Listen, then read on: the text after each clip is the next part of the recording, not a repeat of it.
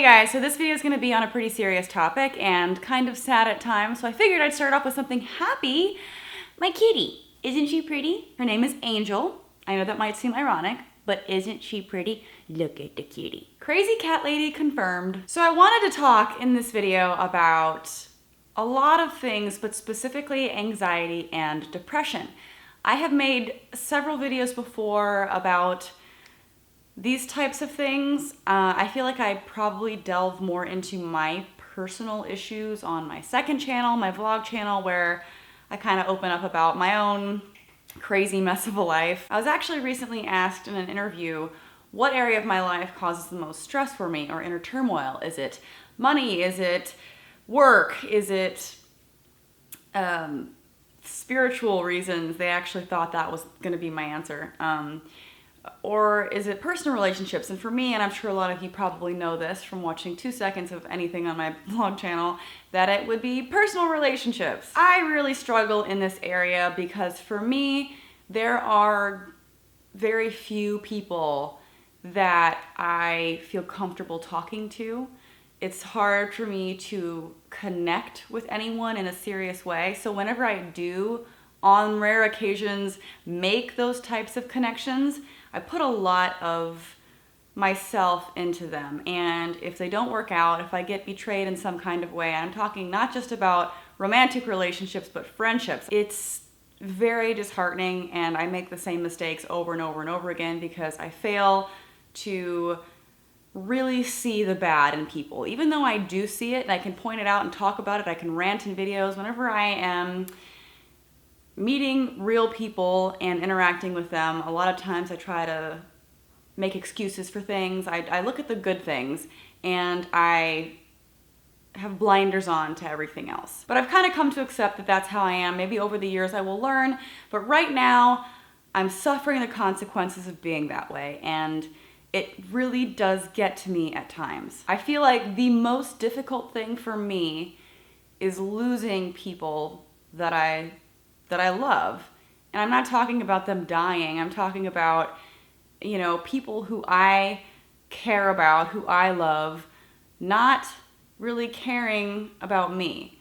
And then I feel just abandoned. This has happened to me with family, friends, and multiple times in personal relationships. Now, because of the types of videos that I do, I get a lot of messages to me. A lot of people reach out to me for advice on how to overcome certain obstacles in their life. A lot of these people are LGBT, or they are not religious and suffering the consequences of that in their personal relationships with family members or friends. They're being rejected by people in their communities. So they're writing me about stuff like that. But I feel like all of it really boils down to people feeling like they're alone. It causes a lot of stress, it causes a lot of anxiety, and sometimes the depression gets to a point where people are actually suicidal. If you are in that type of situation, please right now call a suicide prevention hotline. I will leave that phone number in the description below. Do not hesitate to call that number because this is a very serious and dangerous mentality to have. I also strongly suggest to anybody out there going through this to get a therapist, even if you're struggling with things in life and it's not as serious as thoughts of suicide. Getting a therapist is so helpful. It is so stigmatized by so many people, and people are afraid to do it, but it helps. Yes, it's great to talk to family. Yes, it's great to talk to friends. Yes, it's great to read motivational things online. I'm not saying not to do other things, not to exercise, not to meditate, not to do whatever it is that might help you. But sometimes talking to somebody who has a lot of experience and has practiced this for a long time and helping people, it's not a bad idea. Sometimes that's what you need. And just because you're doing other things is not an excuse not to go do that. Don't think that it's something that makes you lesser than. I know so many people that have just been stubborn about it. I'm not gonna go to a shrink. I'm not crazy. I don't need help. It has nothing to do with being crazy. I'm not crazy. I've done it. I probably should do it again. I feel like the worst thing you can do is hope that it's just gonna magically disappear.